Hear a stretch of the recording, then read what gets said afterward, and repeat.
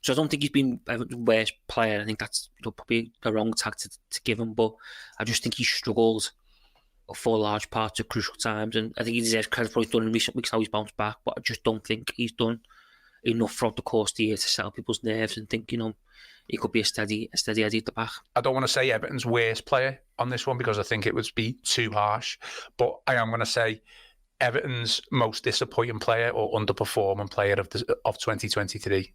Who are you going to go for? See, I'm torn on this because I don't like digging people out because I think it's a little bit harsh, isn't it? It's not digging people out, Conor, but allowed to have opinions. But I think you can't look past Michael Keane. Okay. I think he's done really well in recent weeks. I think you've got to give him enormous credit for starters, and now he's bounced back, and some of the performances he's put in have been really good. But you think back towards when Sean Dyche come in, the 4-0 at Arsenal, the defeat to Villa at home, the 4-0 defeat away at home to Arsenal, the 4-0 defeat away at Villa when he was handed the start. There's a lot of bad individual performances, and I think in the end, Leicester City away, of course, when Everton drew 2-2, was another night where he didn't do himself any favours, and it was no surprise, was it really, that Everton kind of got themselves over the line when Yerry Mina replaced him in the starting lineup. So I don't think he's been Everton's worst player. I think that's probably the wrong tag to give him, but I just think he struggled for large parts of crucial times, and I think he deserves credit for what he's done in recent weeks, how he's bounced back, but I just don't think he's done enough throughout the course of the year to settle people's nerves and think, he could be a steady Eddie at the back.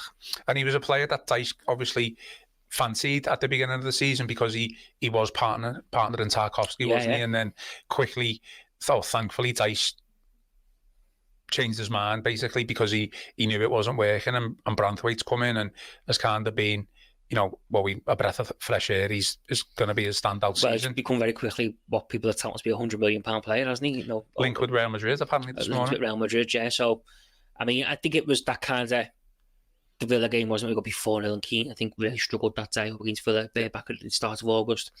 Obviously, I think the next game, Premier League game at home to Wolves, Branthwaite was back in and hasn't looked back since. So, although Keane did do well against Burnley and Fulham most recently, I just think though there's a lot of bad performances in there at a time when Everton really needed people to stand up and make themselves counted.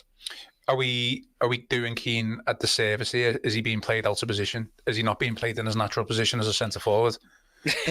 Well, recent evidence suggests that is the case, wasn't it? The goal against Tottenham, the penalty against Fulham, the goal against Burnley, he looks a natural finish, doesn't he? But I just think there's been moments where obviously he's done very well, but I think there's always been moments where he struggles. Yeah. And I think when you look towards the back end of last season when he was really struggling, it could have had a real detrimental effect on Everton if he'd have been, kept in the team moving forward.